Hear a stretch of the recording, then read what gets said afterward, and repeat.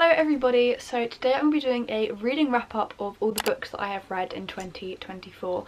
I believe there's 47 of them, so quite a few books to get through, so let's get into it. So I'll go from the books that I read in January all the way to now. I really want to start incorporating more bookish videos on my channel in 2025, so let me know any sort of bookish videos you want to see. But I've got my Goodreads up on my phone so I can tell you my rating and everything for all the books that I read this year. So the first book that I read was Little Women by Louisa May Alcott. This is actually a reread because I got the movie edition of the book. So this edition here has got different photos from the 2015 film. Is it 2015? And I adore that film so much, so I had to get this version of it, and I of course did a reread and annotated it. I would say Little Women was the book that sort of solidified my love for reading as a teenager, because I always loved reading ever since I was a child, but I feel like when you kind of progress from children's books to more adult books, it sort of just changes sort of your reading vibe, and I feel like Little Women was the book that got me into proper reading, if that makes any sort of sense. I think the wonderful thing about this book is that everyone can see themselves in one of the sisters. You'll see their mannerisms, you'll see their way of life, their way of thinking, and I think everyone can relate to at least one of them, which I think is really special. Sorry if the camera angles keep on changing, I'm trying to work out how I had at the beginning. But the next book that I read was Young Mungo by Douglas Stewart. This is the first Douglas Stewart book that I've read, and I really want to read more. I really want to read Shuggy Bane, that's supposed to be really good. I rated this book 4 stars. This book is surrounding two characters, one boy called Mungo and another boy called James, and they both live in Glasgow. And because of their different backgrounds, they're sort of just expected to not get on, expected to be enemies, but they end up forming a bond and becoming best friends, which slowly turns into something else. Mungo's mother ends up sending him away with these two men that she barely even knows for a fishing trip, but Mungo just wants to get home safely and be back with James, and it's a really good book. It definitely made me cry.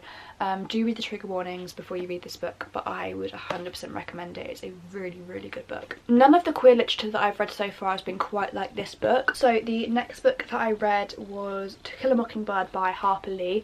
I actually got given this book by someone, and I love it because it's a really old one. It's from a charity shop, so it's all got darkened pages. So I rated this book 4 stars on my Goodreads. The annoying thing about Goodreads is I can never remember exactly what, actually if I go back to, because on Storygraph you can rate books half stars, and you can do it 2.5, no, 0.25, 0.5 and 0.75. so if I go onto there I'll be able to tell you the exact rating that I gave the books. Yeah, so this book I actually rated 4.25 stars. So what I love about this book is that it is from the viewpoint of a child. So there's Atticus Finch, which is Jem and Scout's dad, and this is from the eyes of Scout, which I really like because their dad is a lawyer and he is defending a black man who has an allegation against a girl. I don't think I can say the exact words on YouTube, but he has an allegation against a girl, and this book is based and was written I can't remember when it was written. It was first published in 1960, and no one wanted to work this case, and Atticus was the only one that would, and it's sort of about how it affects the children, because they're not directly involved in the case of course, but it's about how it all affects them. Next up we have Freckles by Celia Ahern. I rated it 3 stars, and it's kind of because it was just sort of an average book. I can't really remember what happened in this book. It's sort of those books where it's nice when you read it but you forget about it. It doesn't really have any long lasting things. I picked this up in Tesco's. I think I picked it up just because it was called Freckles and it said about stars on the back. Like stars in the night sky, freckles are scattered across a Lego bird's arms, a legacy from her beloved father. I remember enjoying the book, but it's just nothing memorable, so sorry, I can't really remember. Next up is All the Bright Places by Jennifer Niven. I gave this one a 4 stars again, like all the rest. Look at the trigger warnings. It's basically two people that meet at school. They're very unlikely people. They're both going through their own things, and they sort of help each other throughout the way and get to know each other and bond over their kind of life circumstances, I suppose. And the film has got Elle Fanning in it, which is someone that I fan cast as Pandora in the Marauders era, so I really want to watch that with her in it. We've then got Girl in Pieces, yet again, trigger warnings. So this one is about a girl called Charlotte who, how old is she? She's 17 and her life is basically falling apart before her eyes. It starts in a psychiatric ward in a hospital. It goes through her journey of coming out of the hospital, things getting better, things getting worse, things getting better, things getting worse, meeting new people. You know, it's a journey for sure. Next up is The Clockwork Girl by Anna Mazzola. This one's only got a rating of 3.75 stars. I thought I liked it more than that, but obviously not. So this one is set in Paris in 1750, and I actually read it a little bit before I went to Paris. So it's to do with a chambermaid called Madeleine and a clockmaker and his daughter. Basically, children around Paris have been disappearing off the streets. No one knows why. They just are playing in the streets and they disappear. And Madeleine is a very inquisitive girl and she wants to know what's going on, basically. Next up we have An Enchantment of Ravens by Margaret Rogerson, and I love the cover of this. It's very cool. I want to read some more of her books because I remember really enjoying this. Also it's floppy, which we love. So in this book there is a girl called Isabel, and basically she's a really, really good artist and she has loads and loads of clients. It's set in like a magical world, by the way. And she receives her first royal customer, who is Rook, the Autumn Prince. While she's painting him, she paints sorrow in his eyes, and to the people in that world sorrow is a mortal feeling, because I'm pretty sure these people aren't supposed to have feelings or something. I can't remember exactly. So Rook comes to Isabel's house, her family home, and takes her away so that she can stand for trial. They end up having to travel through the woods and everything, depending on each other for survival. It's the typical like helping each other tend to their wounds and that sort of thing, which I love. I fall for every single time. And of course they end up falling in love with each other. So I rated this book a 4.25 stars. Like I said, I want to read some more from this author, and I actually do want to reread this book at some point because I remember really enjoying it. So yeah, that is that book. So next up I have These Witches Don't Burn by Isabel Sterling. So this is set in a sort of normal human world, but there are still witches around. It's actually in Salem, but if they ever use their magic in front of a non-witch, then they can lose their magic because of how strict they have to be. She ends up meeting Morgan, who is a new girl in the town, and she starts getting a little crush for her, but there's lots of things going on at once. There is more books in this series that I need to get around to reading. My friend Millie actually recommended me this book because we both love a bit of queer literature, so she recommended me this, and I think what did I rate it?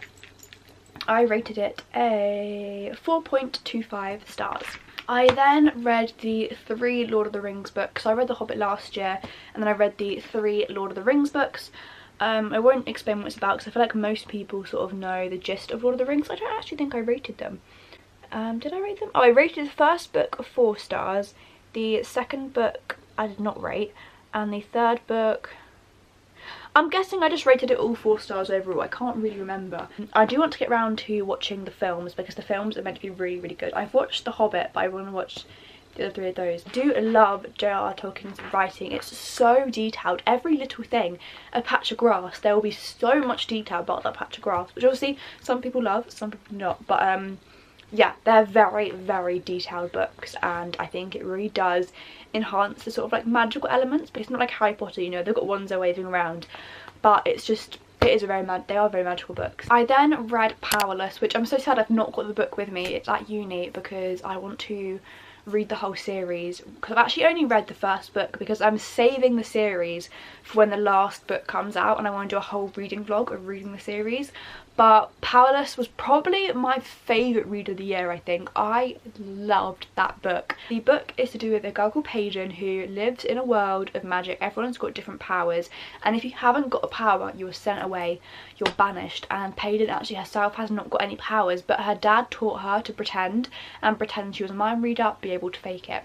But she ends up getting put into this like Hunger Game-esque type tournament where she has to fake her powers, and she ends up meeting the Prince Kai, and I love it. It's a YA book, but it is filled with tension, romance in it. It's trope filled, and I know some people will find that cringy, but for me, I loved it. I ate it up, and I can't wait to read the rest of the series. We then have the book that you guys are sitting on. We have Dead Poets Society. I'm going to pop this back underneath here because you guys are sitting on it at the moment. I adore the film. I've watched it so many times, and I have a whole folder on my TikTok dedicated to Dead Poets because Todd Anderson has my heart. I love it. I've read fan fictions. I love it. So of course I had to read the book, and there are so many good quotes in the book. Yeah, I loved it. 5 stars. I then have the, I actually know what the trilogy is called. I think it is just called the Defy the Night trilogy by Bridget Camara. I read, what book did I read? I read A Curse So Dark and Lonely by Bridget Camara last year, and then decided I wanted to read a series of hers. So I read this one here. So I rated the first one, which is Defy the Night, of 4 stars. I rated Defend the Dawn of 4 stars, and I rated Destroy the Day of 4 stars. I think I've rated it all 4 stars. There is a sickness going around the kingdom, and King Harriston and his brother Prince Coric are forced to rule this very, like, grr. So Tessa Cade is a masked outlaw, and together with the mysterious handsome Weston, she robs from the rich to help the poor. So it's a bit like a Robin Hood type thing, so they can make medicine and distribute it to the people who need it most. It's not like an outstanding fantasy series or anything. I can't remember all the details about it really, but it is nice. I think it's a good beginner's fantasy series if you're getting into romantasy. I would recommend that then. Next up I have the Caraval trilogy by Stephanie Garber. I think I rated this one a 4 stars, this one I think was like a 3 stars or something, and this one was a 4 stars. I can't remember why, I just didn't enjoy this one as much. By the way, a lot of the fantasy books that I read, I do review on my TikTok, my reading TikTok, which I think is linked below. I think it's like charlie_reads or something like that. So a lot of these I do like give bigger reviews on there, which I want to start doing more of them as well. So every single year there is a game called Caraval, and basically the thing is that you have to remember it's only a game. So things happen in this game that your brain convinces you is real, but it's only a game, and the winner of this game will win a single wish.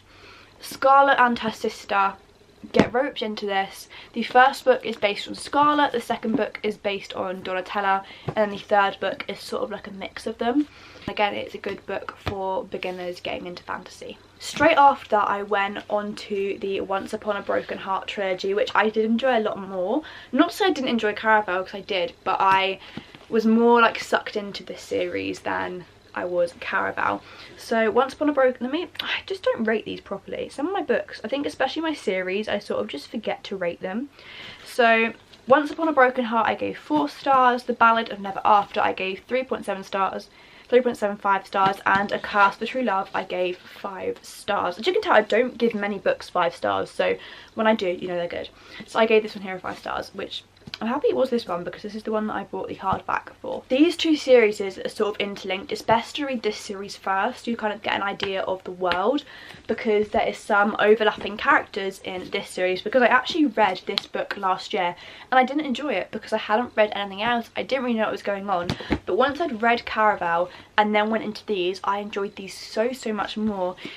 This follows a girl called Evangeline, and she makes a deal with the Prince of Hearts, who plays a role in these books. So the Prince of Hearts is known for being wicked. He is not a nice guy.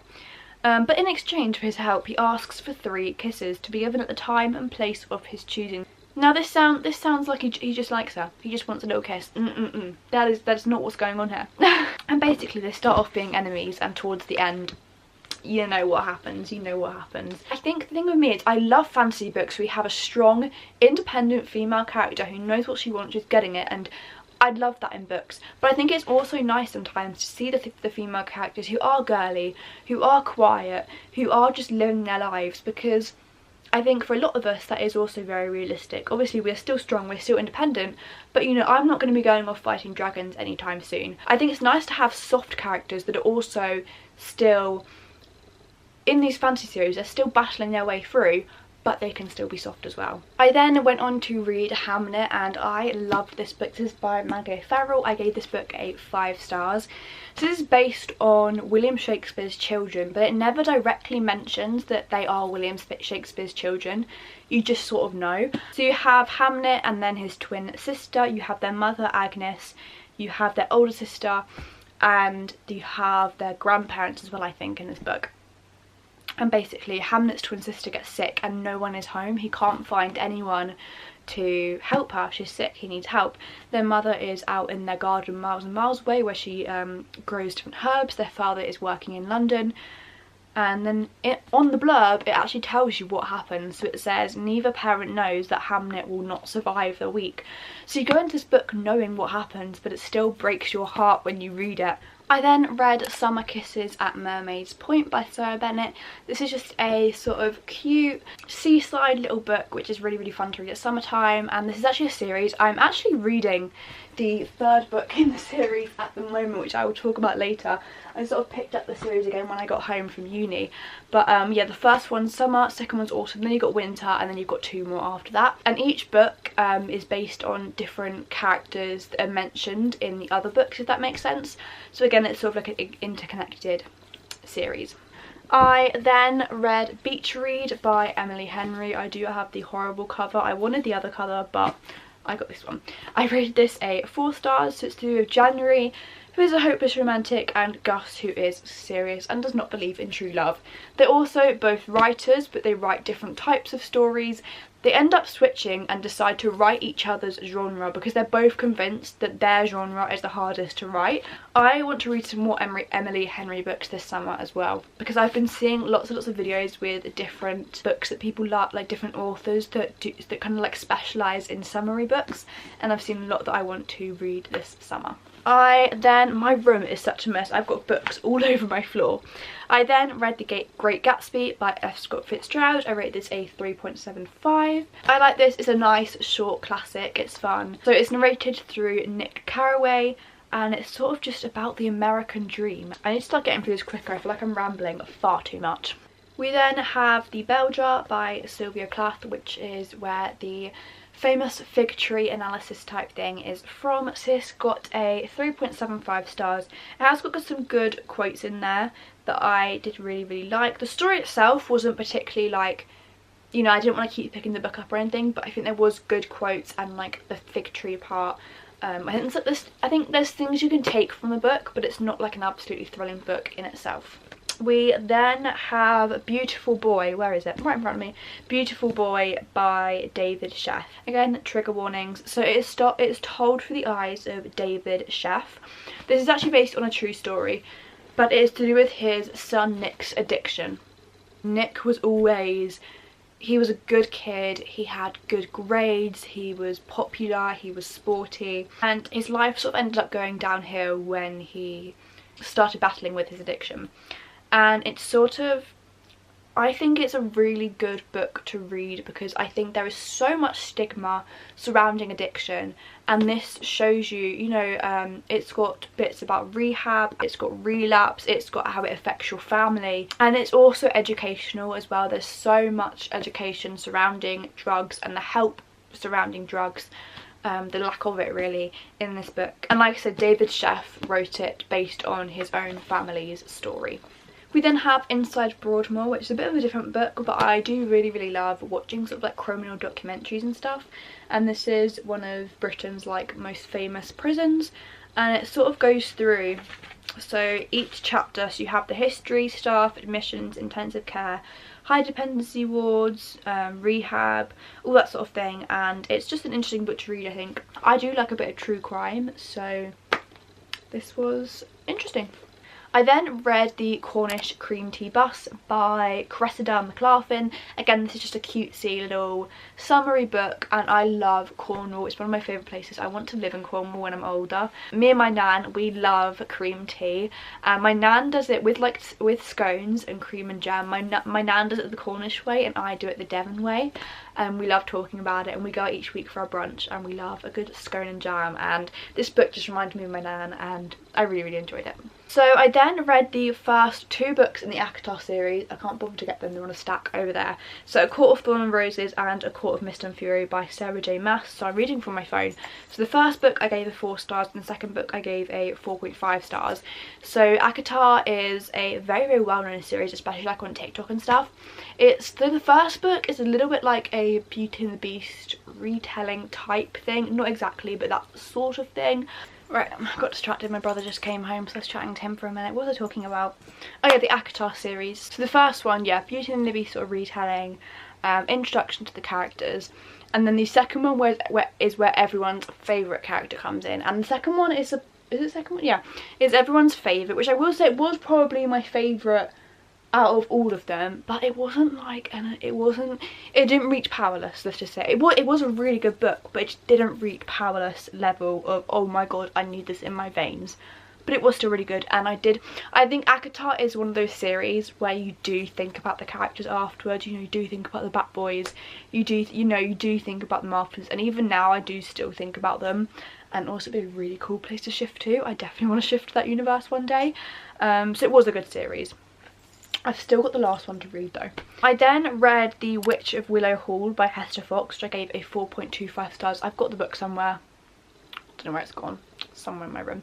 It was basically, this one my boss at work recommended me. So the Montrose family and their 3 daughters, Catherine, Lydia and Emmeline, moved to Willow Hall because they have to flee Boston due to a scandal, a family scandal.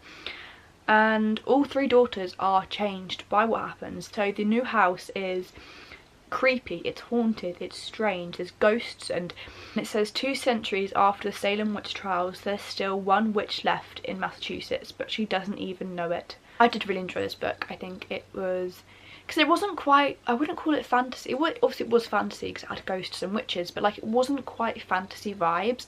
And it was also, it also gave, because it still had like suitors and courting and that sort of thing, but it was also paranormal, so it was a cool concept. I really enjoyed that. I then read A Court of Wings and Ruin, which I gave a 4 stars. I won't go too much into it because I feel like everyone knows about the ACOTAR series.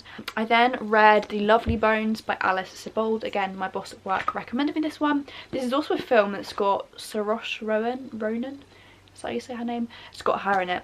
So it's to do with Susie Salmon, and on the 6th of December 1973, when she was 14 years old, she was, I don't know if I can say that word on YouTube. It's sort of to do with her looking down from heaven. She can see everything going on, she can see her family, she can see her friends, she can see everyone moving on, how they're coping with their grief. And then it also keeps on flashing back to the day it happened, because no one ever quite works out what happened to her. They all know who it was, they all have their suspicions, but he's never caught properly by the police for what happened.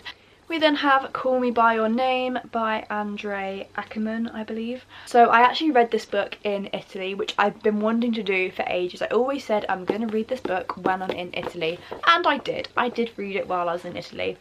If you're not aware, Timothée Chalamet, he is in the film of it, so I really wanted to read the book so I could then go on to watch the film because I love Timothée Chalamet. It's basically to do with a 17-year-old called Elio who has a summer house in Italy with his family, and each year they have a new house guest, and this year is Oliver. Oliver is quite a bit older than him. It's a very like intimate sort of book, I think. It wasn't my absolute favourite, but there is some good quotes in this book that I do like. I know a lot of people said this is an absolutely outstanding, groundbreaking book, but for me it wasn't. I enjoyed it, but it wasn't anything like, oh my god, inject this in my bones. You know? I then read A Court of Frost and Starlight, which is like the novella in between the 3rd and 4th book of the ACOTAR series. This I rated, I think I rated this a 4 stars. I'm pretty sure. I enjoyed this. It's a nice short book. It was more kind of like wholesome than the other ones. It was set around Christmas time. Then I think most of these other books I don't have to hand because I read these ones at uni and they're all still at uni. But I then read Belladonna by Adeline Grace, which I gave a 4.25 stars. So the book surrounds Signa Farrow, who is 19 years old, and she was orphaned as a baby, and she's lived with so many different family members and they all end up dying. And her last remaining relatives are the Hawthorns, who are these rich people that she goes to live with. So Elijah, who is the, what's the word, like the man of the estate, I can't think of his word. He's mourning his late wife, and he's not really coping very well. He's having wild parties, getting drunk. His eldest son, Percy, is trying to gain control and help the family's reputation, and Blythe, the daughter, is sick. She's suffering from the same illness that killed her mother. Signa wants to work out what's happening because she knows that Blythe isn't just sick, she knows something is going on. She ends up working with Death himself to figure out what is going on. This book is a series. I do want to read the rest of the series. I actually think I got this book for like £3 from the works, but I do want to read the rest of the series. I then went on to read If We Were Villains by M.L. Rye. This is sort of like a dark academia sort of book, which is perfect for when I was at uni. I rated this a 4 stars. This is very, very similar to The Secret History, I think. I'm aware of how much I've been talking, so I am trying to sort of speed this up a little bit. I then read Mythos by Stephen Fry because I read a couple of books that are like Greek myth retellings, like The Song of Achilles, but I wanted to sort of read about the Greek gods and goddesses themselves. Mythos is sort of told, it's rewritten in an easy way to understand, which I appreciated because I don't really know much about the Greek gods. And it tells you from the very beginning, and it goes down, so it goes from like Gaia all the way through, because it sort of tells it in like a storytelling type way. It's not factual, it's more storytelling, and it was definitely a good book for my introduction to Greek myths, and I want to read some more of Stephen Fry's books. I then read Coraline. I don't know how I haven't read Coraline before, because I love the movie and I finally got around to reading the book. It's very similar to the movie. I gave it a 4 stars. I then read Dracula by Bram Stoker. I wanted to read this during peak Halloween time. I gave this a 4.25 stars. I feel like we all know what Dracula's about. It's about the vampire. Then reread Normal People. I felt like while I was at university, a fresher, it was perfect time to reread Normal People. I read Normal People a few years ago and I think I appreciated it a lot more this time reading it through. I had so much annotation, because last time I only had like a few markers in my page. This time I had so many quotes underlined.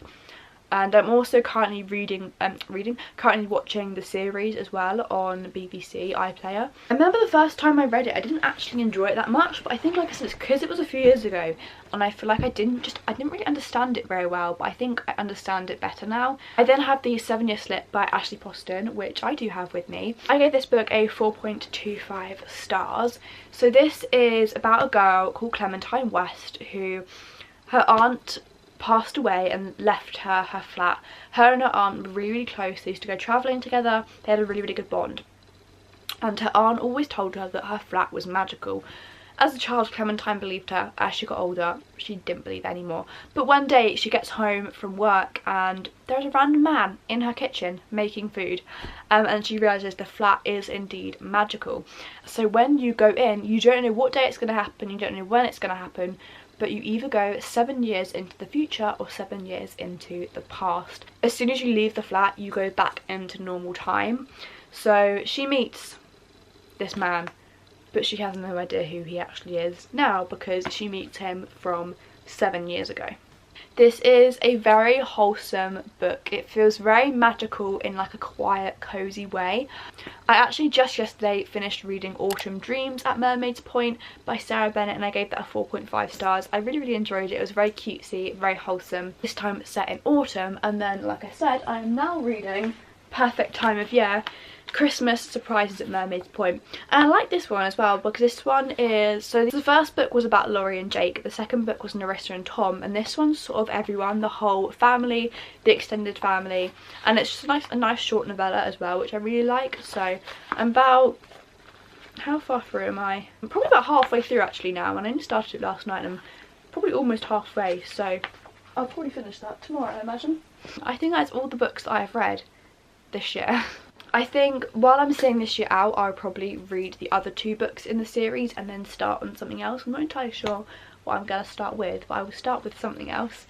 But my camera light is now flashing, so it's the perfect time to end this video, but I hope you all enjoyed it and enjoyed me waffling on about books, which is my favourite thing to talk about. Like I said, if you have any other books you want, any other book videos you want me to do, then let me know, and I'll see you soon.